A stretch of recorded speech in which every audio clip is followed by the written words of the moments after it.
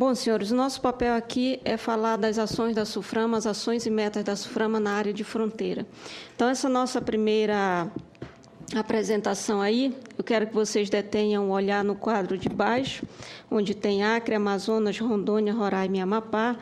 Então, na quantidade de municípios de todos esses estados, a faixa de fronteira diz respeito dos 167 municípios, 93 estão na área de fronteira, que estão exatamente dentro da área de atuação da SUFRAMA.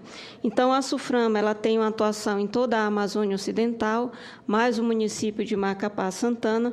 Então, dentro dessa área de atuação da SUFRAMA, 93 municípios fazem parte da faixa de fronteira, a título de priorização das ações e metas da SUFRAMA. Pode passar, por favor? Bom, essa evolução da Zona Franca de Manaus, essa evolução do modelo da SUFRAMA, ela tem início na década de 60, e exatamente por uma condição geopolítica e geoestratégica.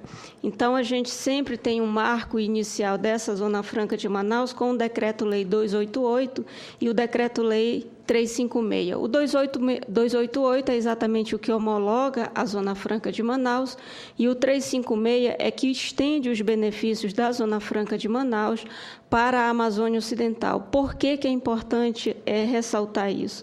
Porque você tem exatamente aí a extensão dos incentivos da Zona Franca de Manaus para alguns municípios da faixa de fronteira.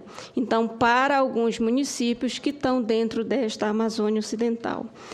Essa importância da faixa de fronteira no contexto da evolução da Zona Franca de Manaus, ela entra num processo de uma segunda fase com a criação das áreas de livre comércio. Então, na década de 60, você tem exatamente a homologação da Zona Franca de Manaus, a extensão dos incentivos para alguns municípios, para os municípios da Amazônia Ocidental.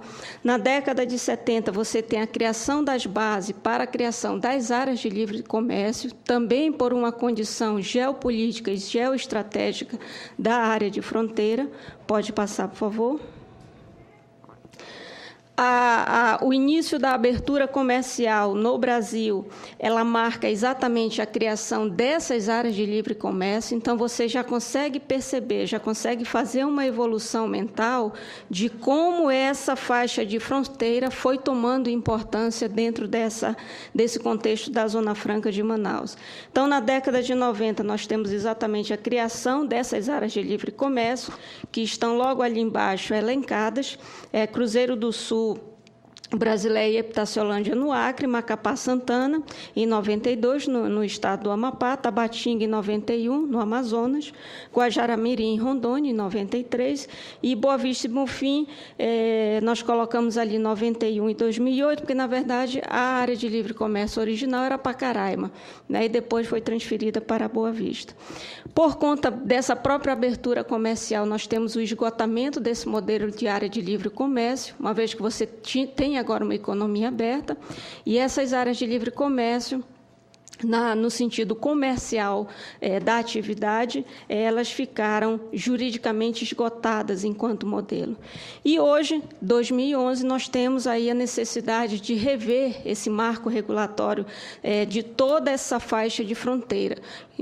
Traduzindo isso, nós temos um marco regulatório para a Zona Franca de Manaus, um marco regulatório para as áreas de livre comércio e um marco regulatório para a Amazônia Ocidental. Obviamente que eu estou tratando aqui da área de atuação da SUFRAMA. Pode